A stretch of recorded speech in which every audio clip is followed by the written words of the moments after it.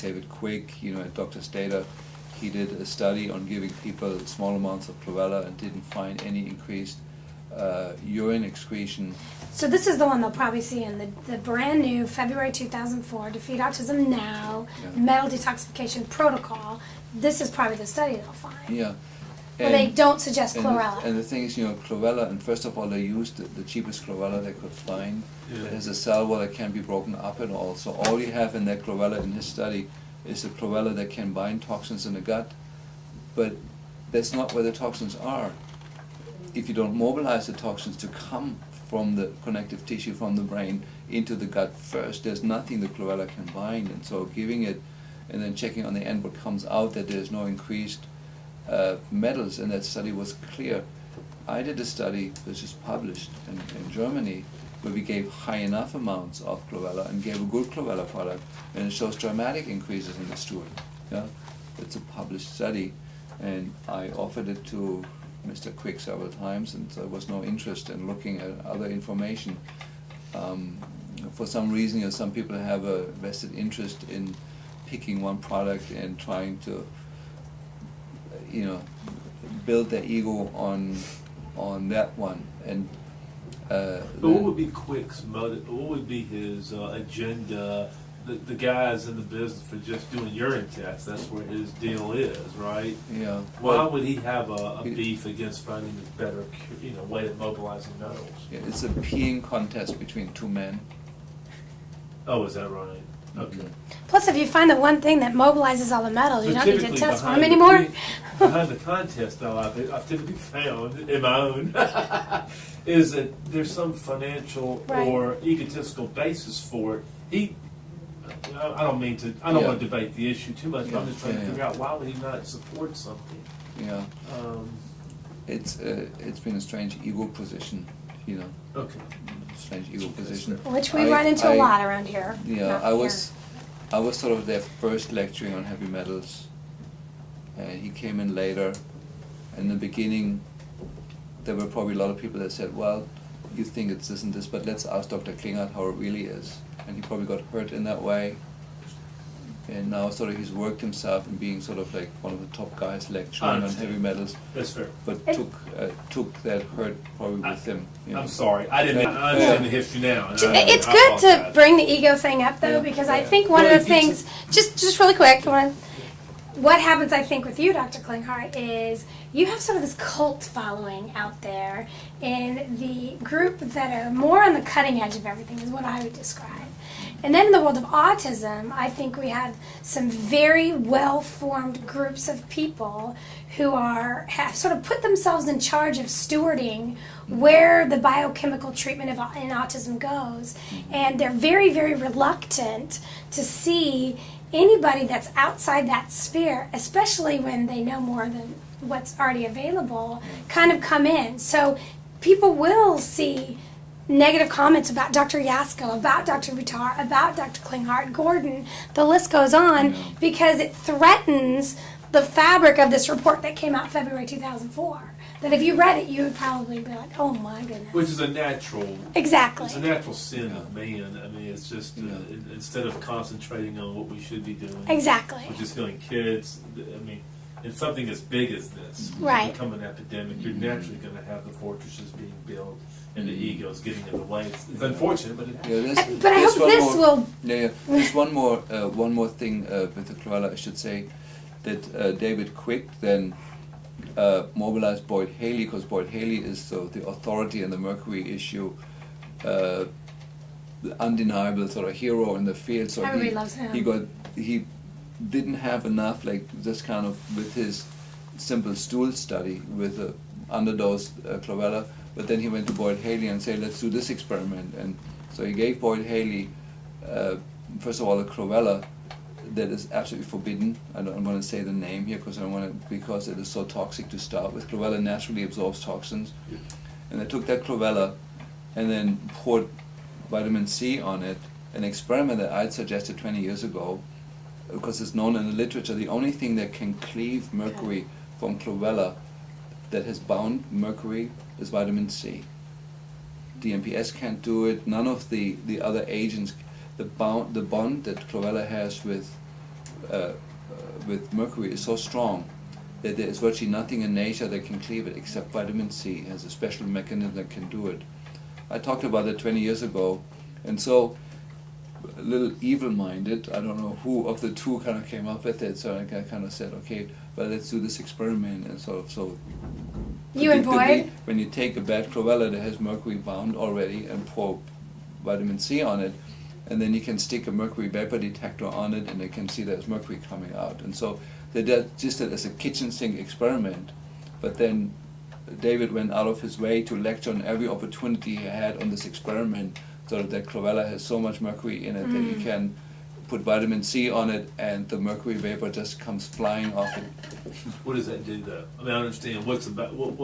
Chlorella naturally binds metals in its natural environment, so it can be high in metals if you don't get clean chlorella. Right. And I see what the you're one saying. he used was a toxic chlorella. He put the vitamin C on it just to demonstrate that would unbind it and you would see this vapor. But what this guy did was he started to lecture on that chlorella was bad. But all chlorella is Yeah. bad. All chlorella is so toxic when it comes in. So it has a bad rap now. But I That you thought can't do it. the result of the stool test that Quake did was there was no mercury there. Yeah, Right. Well, it didn't work. yeah. But if that doesn't follow, then I know, it's a contradiction. It's a contradiction in Yeah. the finding Yeah. in the theory. So Yeah. that's why I was confused by your story. Oh, yeah. Yeah. There's so No, many things yeah, out there. I yeah. mean, So- they'll continue to be. So anyway, so there is a correct way of using chlorella. It's very product sensitive. Yes. It has to be grown in ponds that are not, to start with, mercury contaminated. And there is cheap chlorella out there that is contaminated to start with, and there's excellent clean chlorella which has a huge absorbing facility. But in our teaching for 20 years, it is when you take chlorella, take it at different times of the day than vitamin C. Separate them at least for half an hour, because they can cleave the mercury away from the chlorella. Yeah, so that's the one thing. Now we have many other oral detox agents. There is a role for vitamin C, and there is now a large slew of custom-made programs. There is garlic, has a certain effect on detoxing metals. But in autism, I like to restrict it to the things we just discussed. Okay. Vitamin C has a double role. It can be really bad and it can be really good. Okay. And I do not, in general, recommend excessive amounts of vitamin C in autistic kids. Yeah? In grown-ups, we often titrate vitamin C to bowel tolerance until people get diarrhea and then just back up from that. And Just it really has- quick on the it bowel has- tolerance. Yeah, but it has not been successful in my autistic kids as a strategy. As a functional thing, one of the things that they find in a lot of these kids is just a backed up mass of fecal material that's causing all these problems. And I know they scope them and do all this stuff, and I've always thought, well, couldn't you just pulse the vitamin C to bowel tolerance once a week for a while, and you would get rid of that fecal material, wouldn't Well, you? we prefer magnesium. Just Yeah. magnesium, okay. Magnesium to bowel tolerance has been Magnesium to real- bowel tolerance. to Okay. bowel tolerance has been a real winner in autistic kids. Usually magnesium citrate. Yeah? Okay. A winner in what way? You increase the dose. You do 4 divided doses. Let's say you start with 1 capsule 4 times a day, and the next day 2 capsules 4 times a day, and then 3 capsules 4 times a day. At some point, the kid is going to have explosive diarrhea, and then you calculate, okay, I've taken 12 capsules of magnesium citrate before that happened.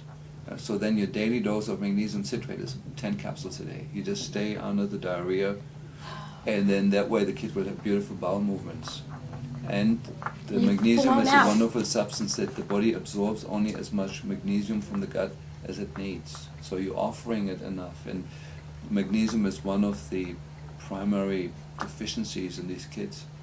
And by just offering an excessive amount of magnesium, the body can then take as much as it wants. And you're not posing, according to my experience over now, like a long period of time, many years, you cannot endanger somebody by giving them too much magnesium orally. You can kill somebody by injecting too much. But orally, there's this beautiful self-regulation that when you reach that point, you get diarrhea. Now, before you had said you didn't like citrate because you had already taken, but for this particular purpose, For this particular you use the purpose, yeah. citrate. Okay. You can also, other people use magnesium oxide, and it's probably best to use Russell Jaffe makes a magnesium. It has all the different commercial available salts of magnesium in it, Okay. 4 or 5 different ones. So that plays a lesser role. But I think, in terms of bowel regulation, is a very important issue. Well, I was just thinking they spend all this money scoping these kids. If you can just figure out a way to get that stuff to come out, and explosive diarrhea is going to result in that over time.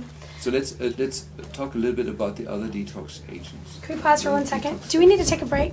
Is that where are we? I was only if you're okay. You're Yeah, I'm fine. I'm just. Let's take like a 5-minute break because Yeah. I need to go to the bathroom. Okay. How's that?